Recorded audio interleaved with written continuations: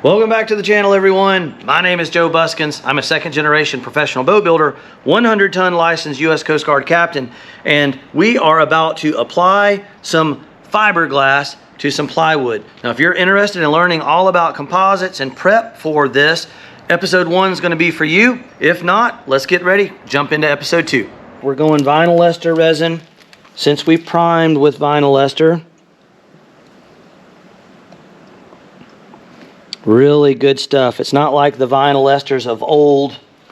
Back in the day, vinyl esters could be pretty darn tricky to work with, but this one is by far the best that I've ever used and highly recommend. There is also a discount code at Fish Bump TV for our viewers there. So if you contact Fiberglass Warehouse, they will definitely help you out. Now, sometimes we will actually put a little bit of dye. There's a dye concentrate. It's not required, but sometimes it's nice to be able to see the catalyst in your resin. Make sure that it is, in fact, activated. And you can see there as we mix it in, it is very obvious when you get a mix.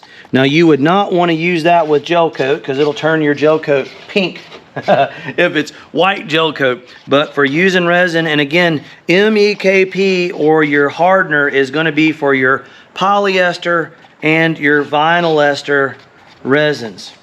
And typically, you're going to see me almost without fail. I'm going to mix in a cup, and then I'm going to come over here and transfer this into a pan. And the reason you're going to do that is, for one, it's going to minimize the chance of having some unmixed material, and then two, it's going to allow this material to breathe a little bit. It's going to get it fanned out there, so it's not going to generate as much heat. That is probably another one of those big mistakes people make. Now, I like to take my roller after we mix, and you can pick up some of that excess in there. You don't want to leave that in your mixing cup because it will start to jelly, and that will still be good. We'll set that to the side and be ready to go.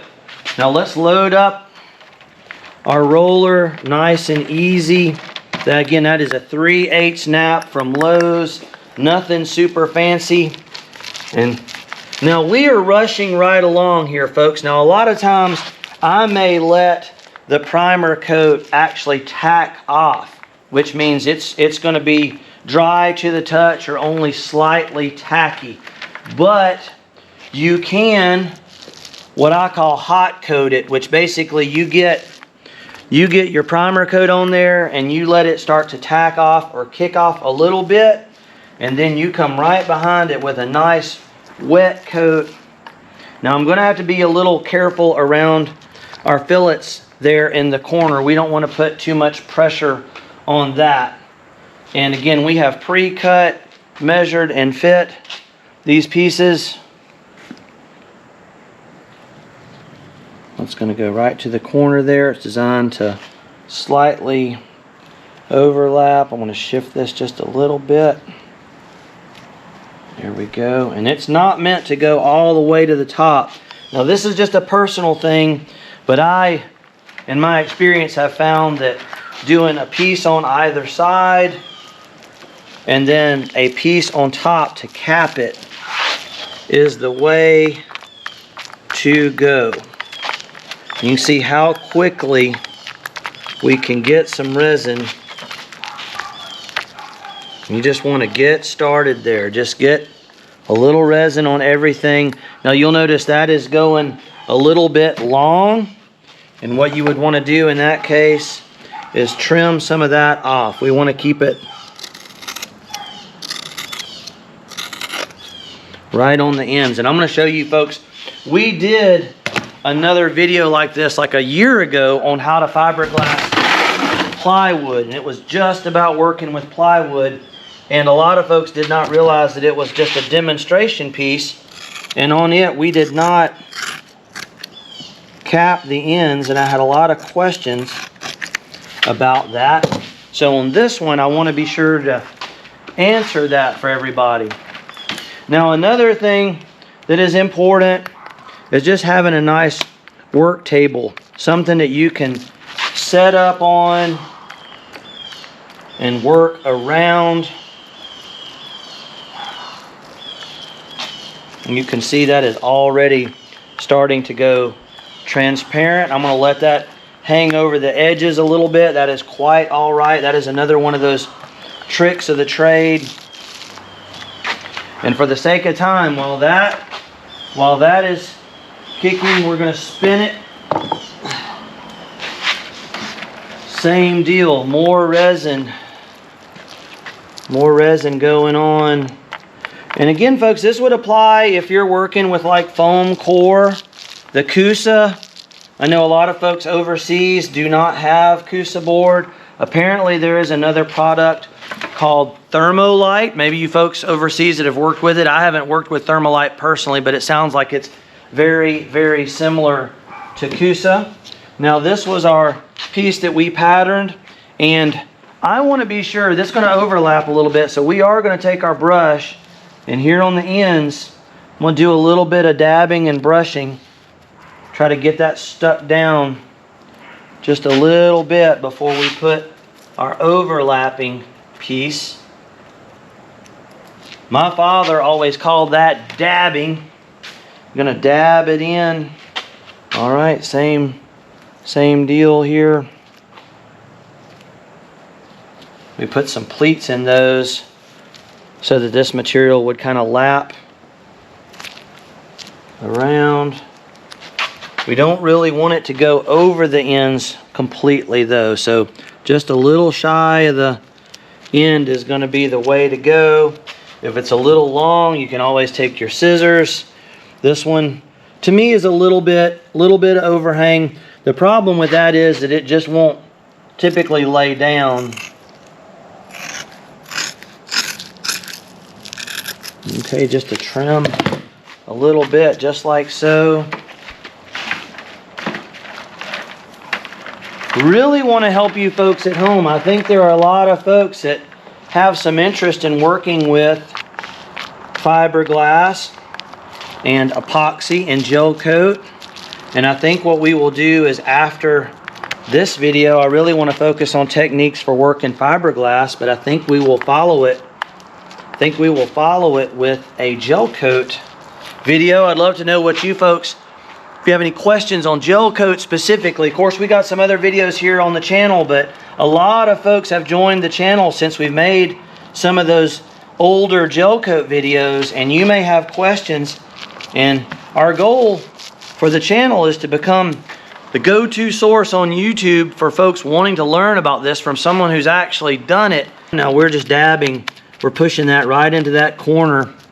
Got a nice smooth transition. You can kind of see there's a little bit of air bubbles there, but as you dab it in, that's going to take up some of those air bubbles.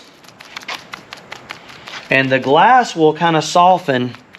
The solvents in the glass will soften any binders that are in there, and the material will kind of relax.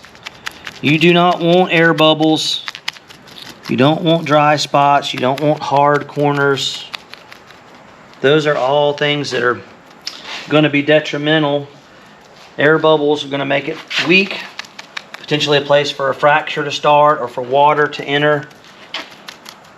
And there is a kind of an optimal ratio with your fiberglass. You want your fiberglass to be saturated, but you don't want it just oozing and soaking resin. Like, there is kind of a sweet spot there for sure. Now, another little trick of the trade is a little fin roller or a groove roller. Some people call that a bubble buster.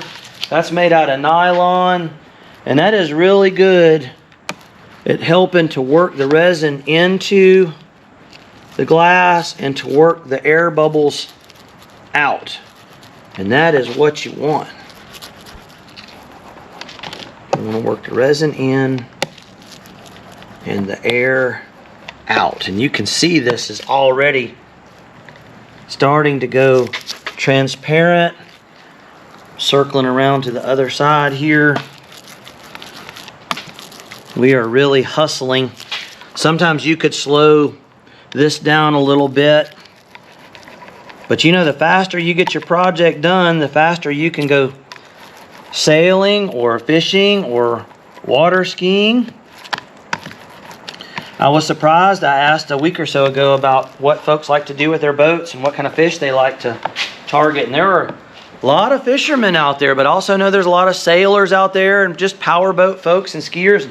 Want to welcome everybody. Now, as soon as you're done, I will go right back in my little acetone bucket, and that is something, again, in your shop, if you're going to be doing this, you can keep a half a gallon or so of acetone in the bottom.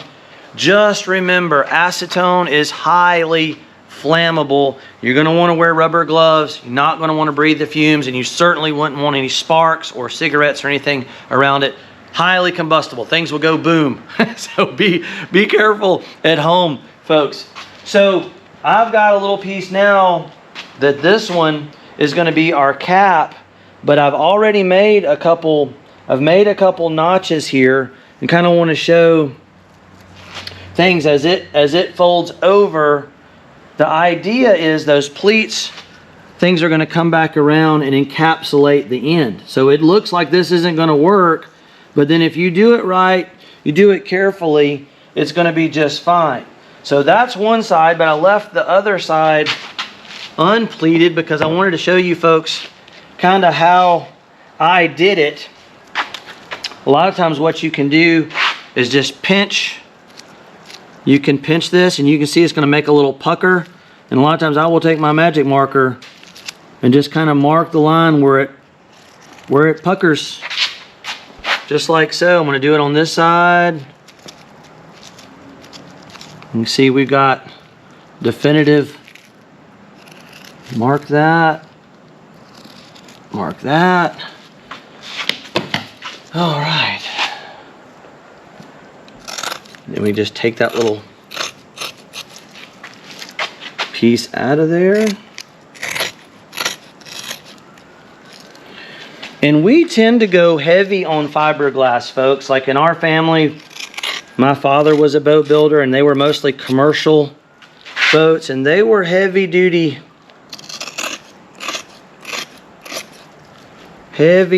built.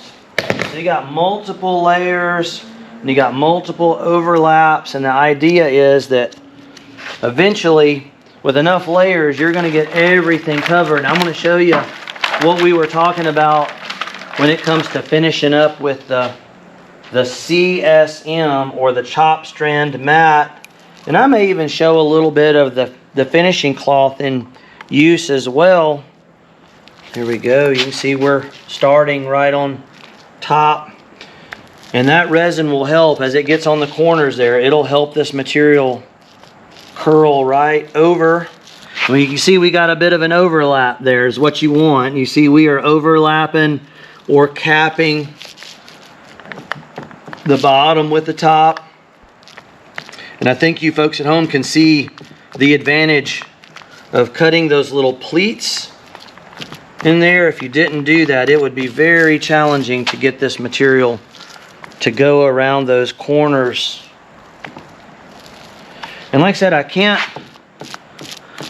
hard for me to imagine sometimes. I grew up doing this and I really don't remember even learning how to deal with fiberglass. Just saw my dad doing it. My brother Mark, he's a boat builder as well.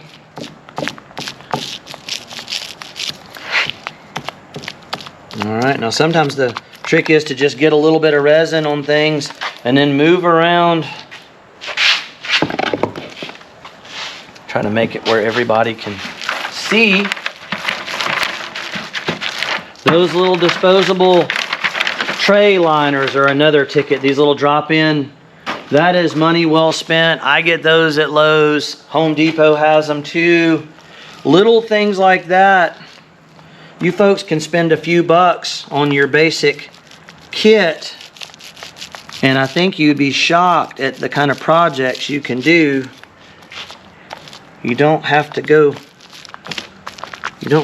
crazy. You can see there again, those pleats allow that to kind of fold and overlap and encapsulate. Makes for a really nice job. Roller is really good at picking up resin and moving it around and kind of agitating the surface, working the resin in. Now I favor doing multiple pieces. I feel like it's more manageable. I have seen a lot of people that will just take one piece and kind of go over the stringer, over the edges, just like that. And that can be done, but sometimes it can kind of be tricky managing all those different corners and angles. But that is an option. And you can see here, we kind of did the same thing on this one. But what I did is I just made a little V, a little pleat on top. That would fold under, and then that would fold over, and then that would fold over. And in that way, you've got the ends encapsulated, but you want to be sure that you put a nice radius on everything. I know that one, like I said, that piece was kind of a no-no, like don't do versus do. Okay, so we're back to our bubble buster. Gonna go a pass or two. I can hear the air coming out of there. That sounds nice. Now you want to be sure your fiberglass does not get exposed to moisture or water ever. That'll create a real problem. Think about it. Basically resins are like a plastic or a petroleum product, and oil and water typically do not mix. All right.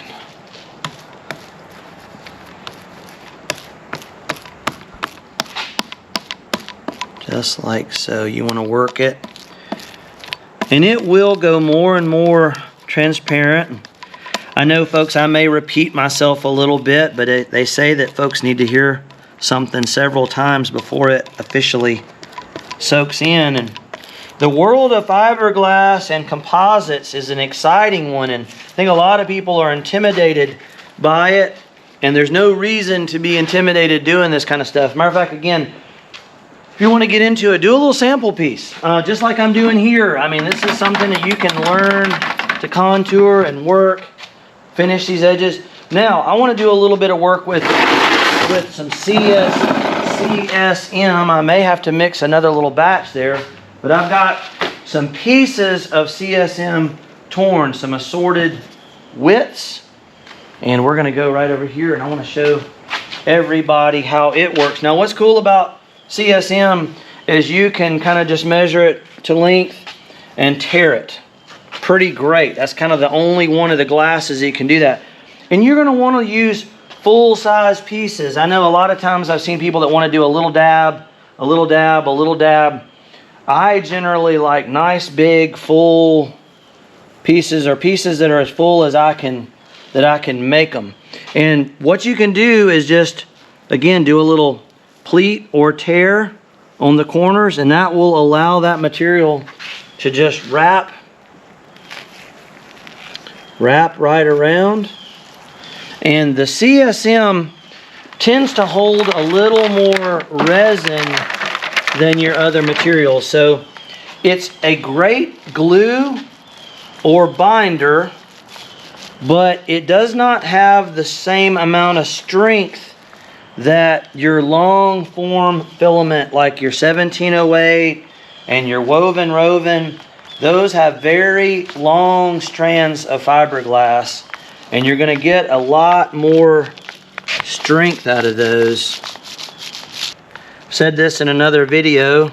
There's a saying maybe you folks out there have heard. It's called analysis paralysis. I don't know if you folks have heard of analysis paralysis, but that means that you just think about something forever and don't actually do anything. And that's not good. That's not good. You want to just sometimes just get some information, and that's why doing a practice piece is a real good idea. I want to show you folks another little trick. Let me go right over here. There's a very cool little tool. If you don't own one of those, they call that a 5-and-1. And a lot of people have seen these and have no idea what they're designed for. But you see this little curve section right there? It is made to help you extract paint or resin out of a roller. And look at how much will come out of there. Sometimes you are almost finished with a little job and you need a little more resin and you don't realize it, but your roller may have all the resin you need in there. So what I can do now, I can take my brush and we can gather up, and a lot of times we will do a little bit of dabbing there around the corners or the ends. And generally, like I said, the CSM is going to hold a little more resin. Again, you can tuck in those corners there. Right here on the very end, you can see we've got some stray hairs, and that's where the brush really comes in there, and a little bit more resin. Looking good, looking real good, beautiful. Now, as far as the amount of glass, there is no set amount. Like if this were an actual stringer on a small boat, I would probably do minimum of 2 layers of 1708 and maybe 1 layer of CSM to kind of cosmetically cap it. Although something like a stringer, it's underneath the floor and you'll never see it. So you may choose not to do. So there again, I kind of just a rough measurement and a tear. And we can go again, right in there. We'll do a little pleat to help that bend. We did an episode a couple episodes back talking about things you can do to work in cold weather, relatively cold weather. You can use some halogen lights, and you can use some infrared. You can use a little Wagner heat source if it's just a small repair job. You don't have to have your whole shop at 60 degrees. You know, if you can just kind of create a little microclimate around where you're working, that can be good enough to get a repair job done. In the wintertime, I actually really enjoy working fiberglass in cooler weather because you can wear long sleeves and gloves and boots, and you can keep the stuff off of you. And see there, we were able to get almost all of that resin out of that roller. Now we're going to need a little bit more. I usually like to get all of the resin that I can out of my roller before we mix up another batch, because if you don't, sometimes it'll start to gel or jelly on you and it'll contaminate. So again, our acetone bucket, see, we used our 5-in-1, kind of a management thing, you know, just keeping your stuff clean, but that also minimizes waste. There's always things to learn though. I tell you folks, a lot of this, what we're doing, these videos, they're kind of just off the cuff. And if I had you here at the shop, you could ask me questions and I can relay. But I'm here trying to think of everything you folks might ask me. And it can be challenging sometimes. You know, I want to try to answer as many questions as I can. But being that we grew up so close to this stuff, sometimes things that I wouldn't even think would matter to someone just learning is very important. So that is where the comment section, and a lot of folks don't know how YouTube works, but the long watch duration, the thumbs up, the like, the share, and the comments help. And I try really hard to answer and respond to a lot of the comments. And so if I didn't cover a topic or answer a question, please feel free to comment down below the video's description, and I will do my very best. And a lot of times that's where we come up with content ideas, is you folks at home. Matter of fact, that's why we did this one again. I had a gentleman, I can't remember which viewer it was. It was one of our regular viewers, so I hope you know who you are, but had kind of asked for a comprehensive. Now, as we move on a little bit further too, I'll give you all a little bit of teaser. I know we're working the CSM right now, but I got another product here called Peel Ply, and that is a really neat option, and it can really elevate your fiberglass game, and we're going to be using it right at the end. So all right, so we got our CSM pretty much. Now what we can do here is we can just cap this. I'm going to go about that long, let it slightly overhang either edge, kind of just slightly over the top, like so. And you can see we got layer over layer. It's kind of like anybody that's ever seen a roof go on. Obviously you got your plywood or your deck, and then there will be like a felt or like an underlayment, and then you got your shingles, and you got flashing. See again how we just faded that. That is what's so nice about the CSM, is you can just bring it around. In each layer, you think about a roof, you need all those layers. It's hard to get it in just one pass. My dad used to say, softly and tenderly. Just be nice and easy with it. It's kind of a finesse thing. All right, here we go. I'm going to rotate this around one more time. Same deal. We're going to measure this where we got a little bit of overhang on either end, and that's the beauty of CSM.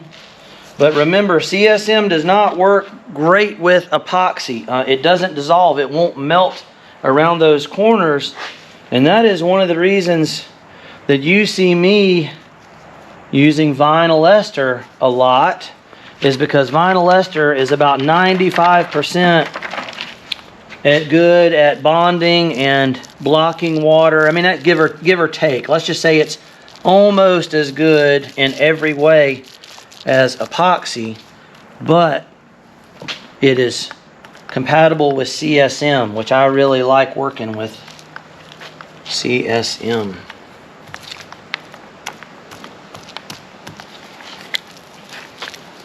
There we go. You can see now that wood, and a lot of folks feel like you can't use plywood in a marine application. It's going to go bad, but I will tell you this, folks, it's a shame, but most factories do not put the TLC. They don't. It's all about speed and money, and not all of them. I don't want to be ugly, because there's some really good companies out there. But if you take the time and completely encapsulate the plywood, and then if you have to put a fastener or drill a hole into it, take care. And again, I have some videos here on the channel, folks, that the content that we've already put together, I think we have close to 130, even documenting the build of our 29. Again, if you're new to the channel and are like, what authority does this guy have, or what does he know about fiberglass? We designed and built our 29 from scratch, and there's, I think, 25 videos documenting the build of that boat, and you can see the use of all different kinds of materials in that. All right, now it would be time to come back with the little bubble buster. This is one of the tricks of the trade for sure. The pros use it, and it'll also kind of contour and shape your fiberglass. Works the air out. It kind of works out the lumps and the bumps. See how we're just going nice and easy over those corners. You can kind of see the resin coming to the surface, and again, there's a balance, and I hope you folks can see. And I'm not using a lot of force with this this thing. It's kind of just a delicate, light touch. Sometimes it's nice to have a helper helping you spot little irregularities. Now, earlier I had mentioned too, safety gear, a Tyvek suit. Tyvek suit's a real good idea, folks. That's if you're new to fiberglass, I've got a lot of practice doing this. You kind of learn how to keep it off of you, but even for a guy like me, you're still going to get it on your hands. Keeping a trash can handy is another really good thing. Now, we've got some glass kind of doing a bit of an overhang here, but you could even, like if you wanted to try to get this to lay down over this corner a little better, I could pleat it right there. And then generally that's going to help it relax a little bit. Sometimes you just have to come back, like get what you can on the edges, and then come back after this is cured. You may have a little pucker or an edge right there, and see, you could come back. This would be a prime example of using a little bit of CSM right here on this corner. See if I can get a little more resin. And a lot of times when you put a little more CSM on, it'll kind of, I hope that shows up on camera, that'll kind of help make some of your heavier fabrics lay down and contour a little bit. Now, one more item I had promised I would show you folks was the peel ply. Now, peel ply can help smooth out, and this is just a small piece. There's not a whole lot there, but I'm going to drape it across the middle, and I'm just going to start. You basically want to put it on there and almost apply it like you would fabric. I like to start from the middle.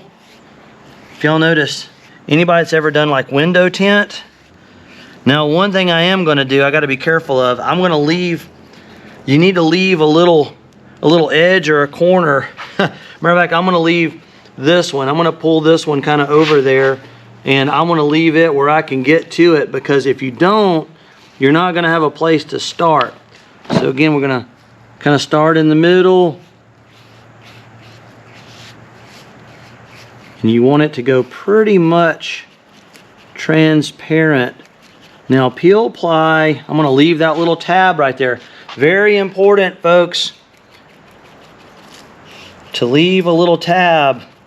If you don't, it is very hard to get it started and peel it back off of there. Now, peel ply will smooth out the surface. You can see the CSM kind of leaves this random fiberglass pattern. If you put peel ply on there, it's going to smooth it dramatically, and it's also fantastic for prepping the surface. Like some of these resins dry quite hard, and you need to sand them if they've set for any amount of time. Whereas if you put peel ply on there, you can pull the peel ply off. The same applies if you're dealing with a epoxy resin that produces an amine blush. So y'all, I know that is a ton of information, and I hope it all made sense to everybody. I hope y'all enjoyed this information. Again, drop me a comment, like, share, comment, tell a friend. Let me know what we can do to make videos that can help you folks out there in the DIY world get more done and have more fun doing it. It's Captain Joe Buskins here, Fish Bump TV. My son Logan is my amazing cameraman, and we will catch you folks in the next episode.